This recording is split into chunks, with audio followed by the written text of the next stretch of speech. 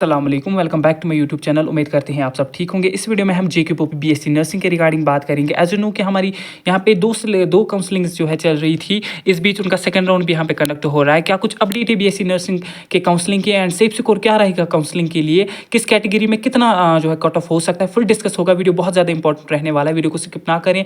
And किसी का कोई भी डाउट रहता है तो टेलीग्राम इंस्टाग्राम की लिंक बायो में है, वहाँ से आप हमारे साथ कॉन्टैक्ट कर सकते हैं, आपको जो है डाउट्स क्लियर हो जाएंगे। देखिए, फर्स्ट ऑफ ऑल अगर हम वो भी बीएससी नर्सिंग की एक्सपेक्टेड डेट देखें, यहाँ पे काउंसलिंग तो 1 जुलाई रहेगी। ठीक है, 1 जुलाई आप यहाँ पे जो है मान सकते हैं कि काउंसलिंग होगी। देखिए क्यों, यहाँ पे 15 तक, कल तक जो है एफएमपीएचडब्ल्यू की काउंसलिंग चलेगी। 15 के बाद 16 से यहाँ पे 20 तक जो है बीटेक का सेकेंड राउंड रहेगा।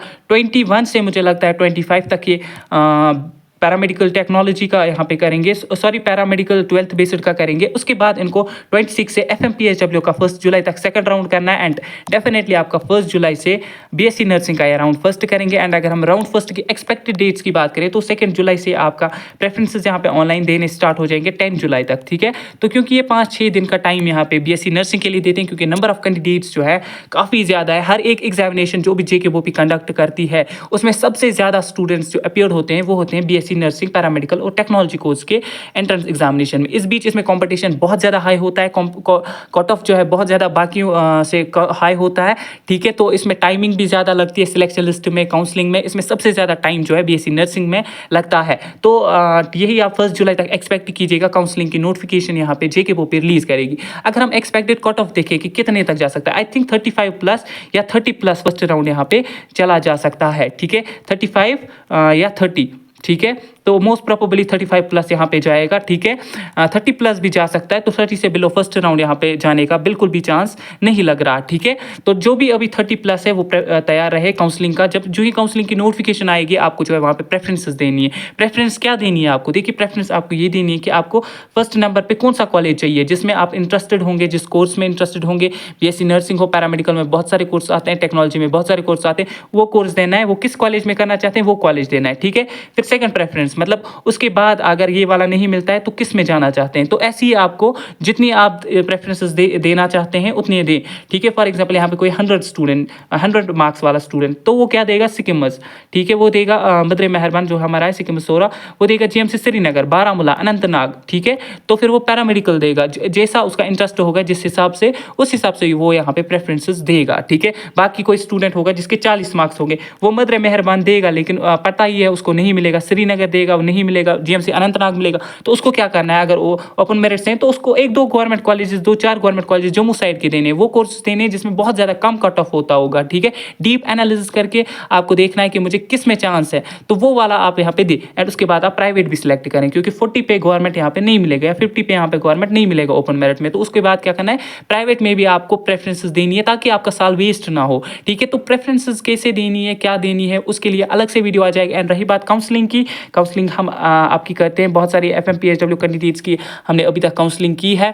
इंशाल्लाह सबको जो है अच्छा कॉलेज मिलेगा जिस हिसाब से हमने उनकी प्रेफरेंसेस दी, उनके मार्क्स थे, तो इस हिसाब से मुझे नहीं लगता जो भी मैंने फॉर्म भरा है उसका कोई यहाँ पे मिस होगा, उसको कॉलेज नहीं मिलेगा। डेफिनेटली उनको कॉलेज मिलेगा, क्योंकि प्रेफरेंसेस एक ऐसी चीज़ है जो आपको अच्छे से देने की आनी चाहिए। देखिए, अगर हम कट ऑफ जो है 30+ रहता है तो गवर्नमेंट में क्या कुछ पॉसिबिलिटी है कि कट ऑफ जाएगा। ठीक है, as already know open merit में मैंने आपको बोला है कि 75+ बीएससी नर्सिंग के लिए सेफ रहेगा। ठीक है, बीएससी नर्सिंग के लिए सेफ रहेगा।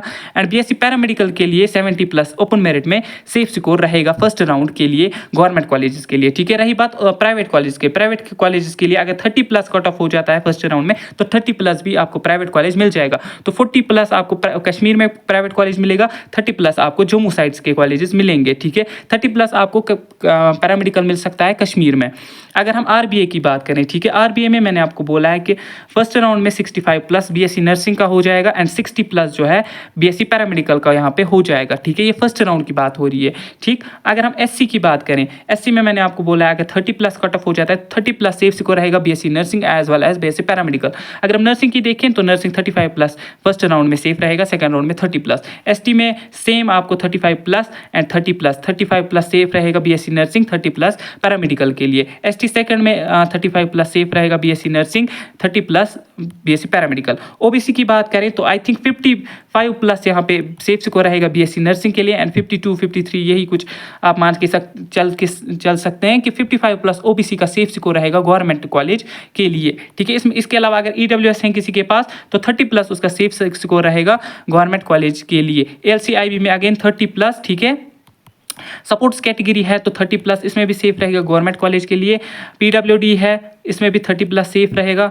CDP है तो इसमें भी 30 प्लस सेफ रहेगा। रही बात JKPM की, तो JKPM आप कंसिडर करिए ओपन मेरिट से ही आप कंसिडर करिए, क्योंकि इसमें रिजर्वेशन जो है वो बहुत ही ज़्यादा कम है, इसमें सीट्स जो है बहुत ही ज़्यादा कम देखने को मिलती है, ठीक है। कि लास्ट ईयर बहुत ज़्यादा कट ऑफ हाई हुआ, बट अगर हम RBA की बात करें तो RBA में अगर आपकी रैंक 3000 तक आती है, 3000 तक आती है, आपको लास्ट तक कोई ना कोई गवर्नमेंट कॉलेज यहाँ पे अलॉट हो जाएगा 3000 तक। ओपन मेरिट में अगर आपकी रैंक 1500 to 1600 आ रही है तो आपको लास्ट राउंड तक कोई ना कोई गवर्नमेंट सीट यहाँ पे अलॉट हो जाएगी। बाकी जो SC ST है इनको आई थिंक 30 प्लस जिनको भी मार्क्स हैं इनको कॉलेज अलॉट हो जाएगा। OBC में जिसको फिर लास्ट तक 52 प्लस होंगे मार्क्स तो उनको यहाँ पे कॉलेजेस अलॉट हो जाएंगे, ठीक है। कि ओपन मेरिट में लास्ट ईयर बहुत ही ज़्यादा हाई कट ऑफ हुआ था, एंड RBA में भी बहुत ज़्यादा हाई कट ऑफ हुआ था। जिन कॉलेजेस को जो है लीस्ट कट ऑफ होता है, लाइक अगर हम बोलें रियासी में कम कट ऑफ होता है, तो ओपन मेरिट में उसमें भी लास्ट ईयर 97 प्लस मार्क्स पे कॉलेज अलॉट हुआ था। RBA में 81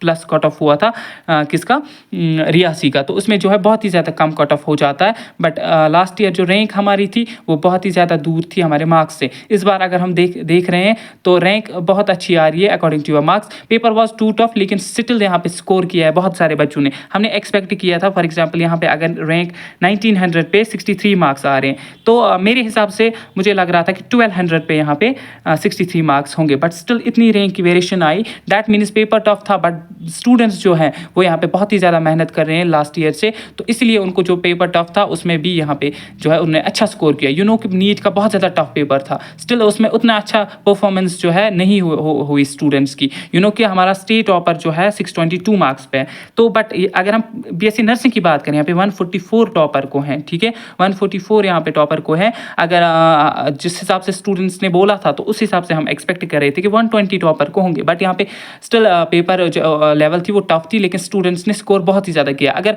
फॉर एग्जांपल स्कोर कम आता, टॉपर को 120 तक आता, तो यहाँ पे 50 पे भी 50 प्लस जो है ओपन मेरिट में सीट मिल सकती थी। लेकिन क्या हुआ कि स्कोर यहाँ पे फिर भी स्टूडेंट्स ने ठीक किया, लेकिन लास्ट ईयर से बहुत ही ज़्यादा कम कट ऑफ हो जाएगा।